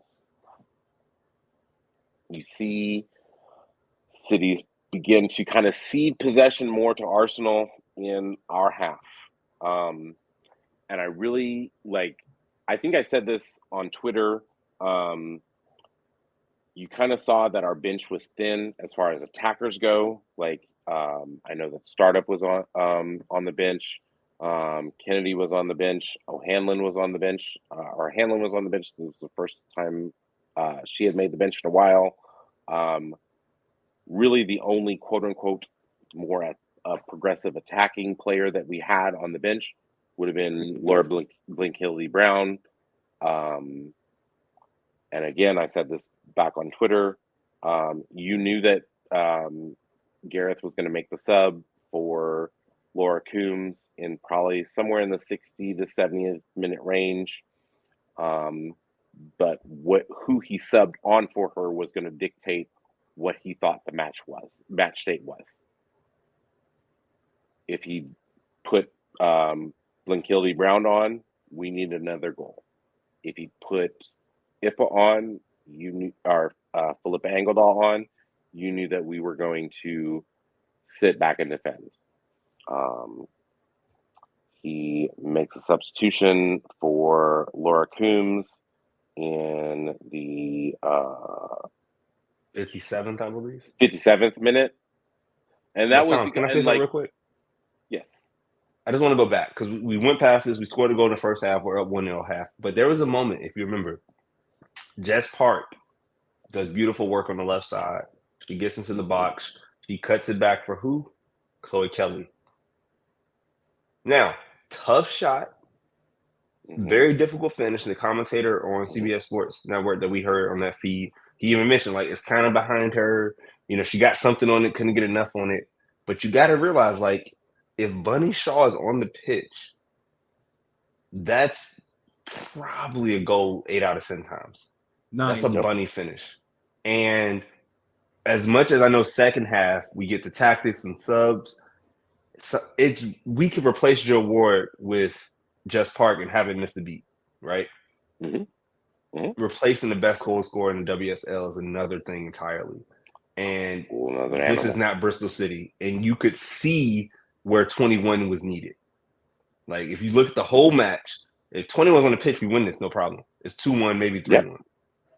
But because 21 is out, it made every decision heighten and it made it worse, right? Because it just the magnitude grew because she wasn't there, and it's like, oh wow, we really don't have that extra thing that Holland dunk. They don't have the bunny dunk as an option. We don't have the post up play to feed the ball to. Like, all the options she gives you, they miss. So I just want to put that out there because that chance, it was a half chance, as they called it, but it definitely was one that if we would have went up 2-0 with that, the match looks totally different now. But I just want to put that out there. Sorry about that. And I think that that's a really good point because I think that also speaks to Arsenal's center back pairing. Like, if you think about it, like, Kadena had not played a whole lot this season, like, especially with Williamson, like, recovering from her ACL injury. We thought that, or having Kadena come from Barcelona, he was like, oh, she's going to be with Raffaella leaving to go to NWSL at Orlando Pride. You figured, oh, well, Kadena from Barcelona is going to be the ball-playing center back that Arsenal has. She didn't play particularly a whole bunch this season.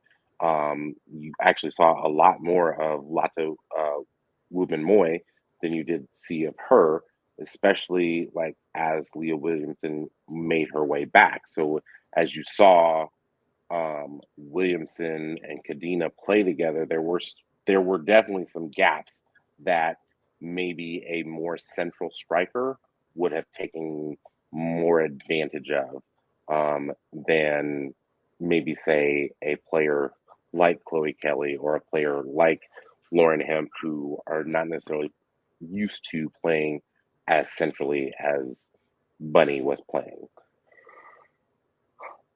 And I mean, I do have to give it, as much as I hate his face and I want to punch him in it, I do have to give it to Jonas Eidevall for making the subs that he did, like making the subs for McCabe, making subs for Lacasse, who were both on yellow cards, bringing in Catley, bringing in Ford. You know, they already have a good relationship, like playing for country together. And then also bringing in Ratmate. Shout out to Andre Carlisle of Diaspora United, rap name Blackstenius, who really kind of just, you have to be like on your game totally to be a sub and to be named player of the match. And she was player of the match because she did score both of Arsenal's goals within 2 minutes of each other. And I know that I turned that shit off after the second goal. I'm not even gonna lie, because I already knew. Like, but I think for Gareth, like, I think you knew that Coombs was coming off somewhere in between the 55 to the 70 minute mark, and you knew that depending on who Coombs decided or who Garrett decided to sub on for Coombs, was going to dictate what he saw as what was going on in the match. Now, yes, Coombs did need to come off because when she came off, she was showing like that she was hobbled. So you see her come off and you see Philippa Engeldahl come on. To me, when Garrett decided that it was going to be Engeldahl over Laura Blinkhilde Brown, he was just going to kill off the match. And then you even saw that even more when Kirsten Kasparai also and first of all, and I said this on Twitter and I'll say it again on the show, I can't decide who of my girl cousins that I want to go send to England to fight more. Is it Katie McCabe or is it Beth Mead? And shout out to our homie Reva who said both. Why not both? Because yes, that is both. I mean, while we out there, what correct? Might as well. Yes. So it hurts a little bit more that it was that club and Blackstenius did it, right? Like Blackstenius. Are we fucking this is meant to hurt me just a little bit more, right? Just a little bit more, particularly especially if you remember for the reverse fixture at their place where basically it was every mistake that Kiara Keating made in that particular match led to a goal. And when she came out against Blackstenius and Blackstenius scored that second goal, it's and then when you see Layla Wahhabi on the first goal not mark her appropriately, and she's able to get the equalizer, is okay, all right, let's just see this out. And then you see 9 minutes and really you just see those 9 minutes and you're like, what is happening? This is just, there's so much going on and I just need you to blow the whistle. Blow the whistle. Blow the whistle. Blow the whistle. I need you to be that. I need you to be that AFCON ref, and just blow the whistle, and to see it not happen, and then Blackstenius get that second goal, especially after Kennedy had come in for Kasparai, who also got first of all, there's no reason why Beth Mead should not have gotten at least one yellow card in that match. So we'll put that there. Katie McCabe also should have had at least one yellow card in that match. Just at least one. The challenge that basically sent Kasparai off the pitch for that Beth Mead put on her was just vicious. Just studs up, all of that, rolled her ankle, I was not feeling that particular one. So I will say it sucks, Tom, that as much as and again, everyone has the right to get on the manager. If you're up 1-0 in the 87th minute and you say, hey, I'm bringing on a third center back, the tallest center back we got to go along with Alexandri and Greenwood and Wahhabi, who's also very big for a position, one would think that we'd be able to stop a corner, right? We're able to clear it. Mm-hmm. And so it's always that balance of manager decision, players making mistakes, right? And not being able to get the ball out of the box. And it sucks, right? But I fully understand everyone who has a gripe with the manager, because that's what happens, right? He made a decision, it backfired, the tactics were bad in the second half. But you also expect your players to do what they're supposed to do, which is get the ball out by any means necessary, get it out, and you live to fight. We did it against Chelsea, right? We've held 1-0 leads before. This isn't the first time that we've been in this situation And of course, we're missing Bunny, right? That hurts. That's one less tall person in the box to get things out. But also one less person to go ahead. hold the ball up when they For do sure. try to, because if you try to clear the ball or play it long, if you don't have anybody to get on the end of it and hold it while we can get out, then all that ends up happening is they just keep coming over and over and Over and over. over and You're just over. inviting Yeah. that team to just keep banging on you, and it's like at some point you got to be able to stop them hitting you in the face. And so that was a part that was, again, I came to the match late, but I was very surprised by how little I'm gonna use the word composure that we used, and that's not meant to be an attack on any of the players. But I felt like we were giving the ball away. We couldn't keep it. We couldn't keep possession. It was just at that point late in the match, it was a barrage of Arsenal just coming, over and over and over. And we were kicking it long, trying to get, just keep sending back the other way. But that just meant, 5 to 7 seconds later, the ball was coming back into our box, and we were trying to do it all over again. I think we needed to be able to keep the ball, play with a little bit of possession. And there was one play late in the match. I think it was Mary Fowler who had the ball. We were getting out, and she played that pass. It's not a bad pass, but we didn't need that. I think at that point it was 1-0. It was 1-1 still. We didn't need that. And it's just like in those moments, you got to calm down. And that's where I would have hoped that the manager would have helped his team to know what, hey, time, situation, this is how we should be playing right now. And again, I can't blame him necessarily. Just collectively, I felt like it was disappointing to see us play like that. And I think it's most important to put context behind this particular result. You have Chelsea, who had advanced to the semifinals of the Champions League at that point. However, they were eliminated by Chelsea in the second leg. So they have 2 matches in hand, right? So one of those matches in hand, they played midweek. And you see Chelsea actually take a loss in the league to a team that's not in the top 3. They didn't lose to us. They didn't lose to Arsenal.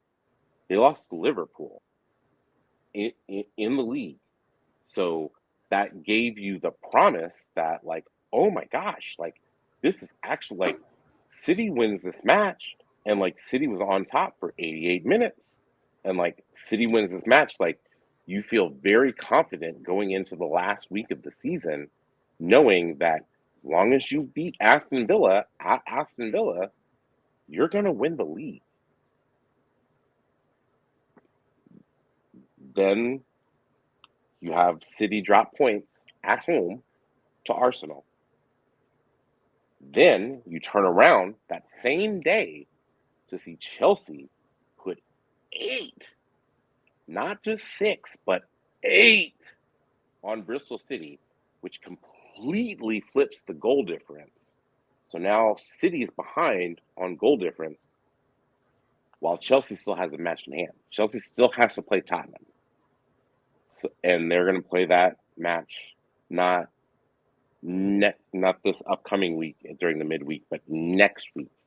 So you're just oh, you had it in your hand, and you're just you didn't grab onto it, and you didn't kill it off, and you just, and again, to Charlie's point, that half chance, 21's there, you probably put it away, but you have CK9, who's probably not a center striker, there to make the, have a half chance, whereas if it's Bunny, it's probably a full-on chance, and going on goal, Manuel Zinsberger's probably not getting to it. We're probably up 2-0 at that point. It's over. It's over. Chelsea, when Emma came out and said it's not fucking over after they went up 8, after they won 8-0, and they know all they got to do is win 2 matches. you know, you know, it's been a great ride. We got Champions League qualification secured. Now, crazy things have happened. We didn't expect Liverpool to beat Chelsea. So, of course, Spurs or United could get a draw, and that changes everything. But in my mind, put it on Gareth, as Chrisette Michelle once said, blame it on me, say it's my fault. Put it on GT. I'm here. He deserves all the plaudits, and well, not the plaudits, but all the shame. Yeah, it just sucks to I have. think. It's hard to lose your spine. It's hard to lose 2/3 of your spine, or half of it, right? Your center, your striker, your 10. I mean, we still got Yui, we still got our center backs. So like when you miss, like one of those is enough. Jill, we could replace, but both at the same time, man, it was the most unfortunate thing. Whereas Chelsea has had all year, they got in Maya Ramirez, they have Cat coming back, they have dogs, and maybe that's what Niels needs to go find is a second striker, a true number 2 striker. The same way Bunny was there behind Ellen White, right? Like to have a second person, second woman that's ready to step in as a true number 9. We don't have that. CK is a winger. So still work to do. Been a great season. Been in the greatest run in one season in WSL history, right? Most wins consecutively in a season, beat the whole league. Yeah. But it's tough. It's tough. Now I hope I'm wrong, but that's the way the cookie crumbles. I think it will be interesting because, so there is a week, like no one's playing next week except for United and Spurs in the FA Cup final, in the PDF Trophy Award, because it is sponsored by Adobe. The trophy will be a boomer actually turning a Word document into a PDF. But yes, they do play Spurs that midweek after, so it will be interesting to see based off of that result who we're going to see, what are we going to have happen in that particular final, and then if Spurs get smacked by United, are they going to be up for that? Like personally, I actually see that match going to extra time, if not penalties in that match, because I just think that those teams are very, very evenly matched to me. Especially since I believe that they are currently 5 and 6 in the table. Since Liverpool actually did beat United in the match this weekend. I will be interested to see what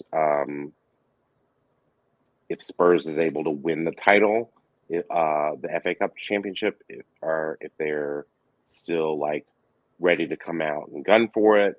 If they don't, will they be like heartbroken and like, oh, this is Chelsea, where even though they have that match at home, and again, like Chelsea's last 2 matches are on the road as well, so they do have to go both to Spurs and to United, and I do believe that United is actually playing that game at Old Trafford.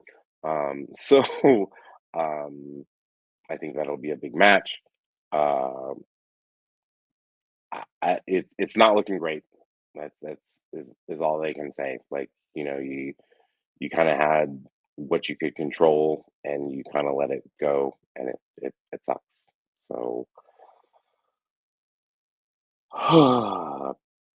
deep, heavy Negro spiritual sigh is really all I can say about that. However, I do want to get into this real quick.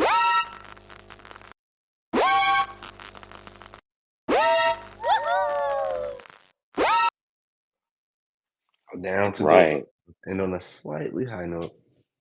Slightly high note.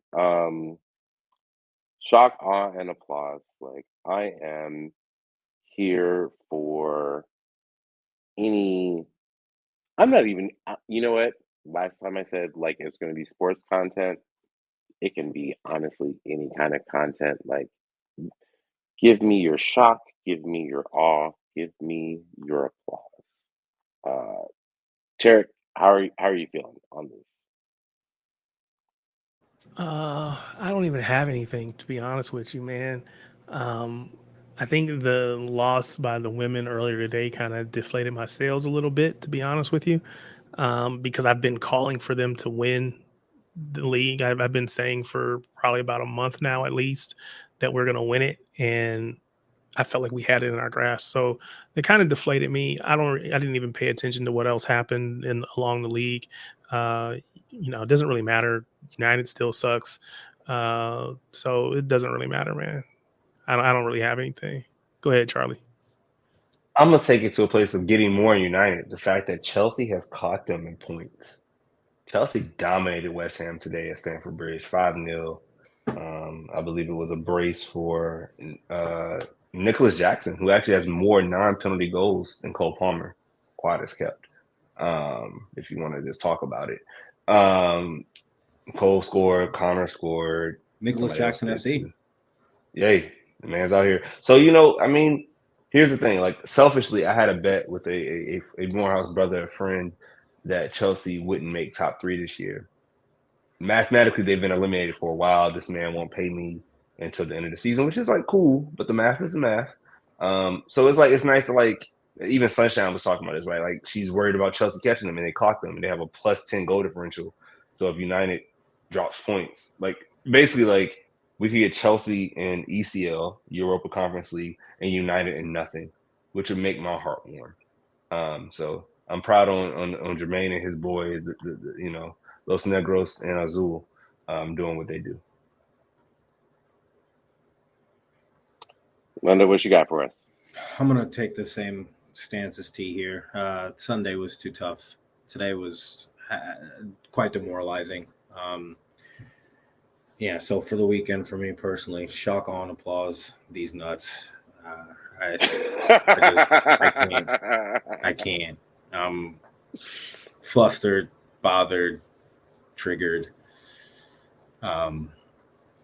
Upset at GT, upset. Although just so much to take in with the game. I watched it back. I say, whatever. Shout out to this rap feud we got. Go Knicks, go Rangers, go Yankees. That's all I got for you boys. Go City. All right. Well, I'm going to try and end on a little bit more positive note for City Football Group as a whole. I would like to shout out Yorona for making the Champions League, qualifying in La Liga. Like, that is amazing. Like, for the to know that, like, City Football Group is going to have at minimum, 2 clubs that are coming up to Champions League. And I know that there's going to be some dealings that are done to make sure that happens, whatever, like we'll figure it out. But shout out to Yorona. I also like to shout out to that Pop Ginger dude, Ed Sheeran and Ipswich Town. Like that is a story. Like back-to-back promotions from League One to the Championship, back to the Premier League. This is the first Tractor Boys. Tractor Boys back in the Premier League for the first time since the Premier League was founded. That's huge. Like shout out to them. That's a great great accomplishment for them. Like especially like anytime that you can get promoted in like successive seasons into successive leagues, that's a huge accomplishment. So shout out to Ipswich Town. I hope that you are not like the newest promotees to the Premier League and are getting sent right back out. We have seen that. Well, that's what I was going to predict. I'll be honest with you.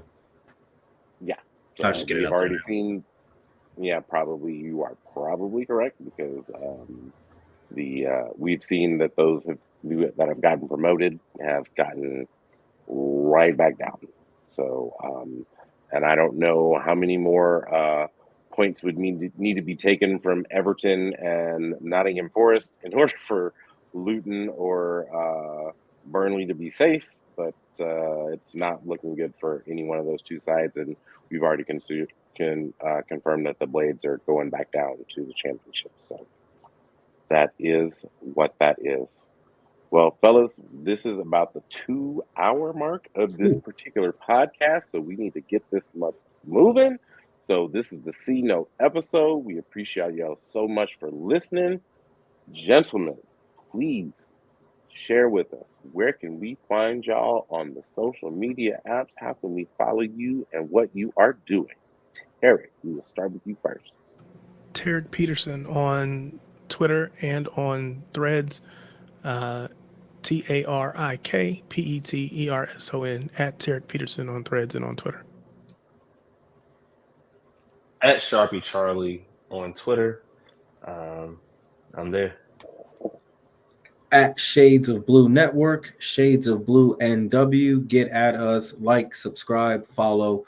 Love to get in your thoughts on anything that we've said, good or bad. And I will end on the 100th episode on the last words you hear from Lando here as healthy reminder that Phil Foden and Bunny Shaw have won the Football Writers Footballers of the Year. Love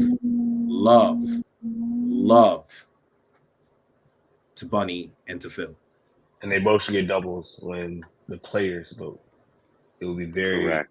very, very Correct. surprising if they don't get the Players Award as well. So shouts to Bunny. Shouts 21 and 47. 21 and 47. You know how we do it. And I'm Tom Bomb. Any social media app that there's out there that I'm on it, you can find me, TomBomb816. And y'all know the vibes. Shady Gang, and Shady Gang. Peace.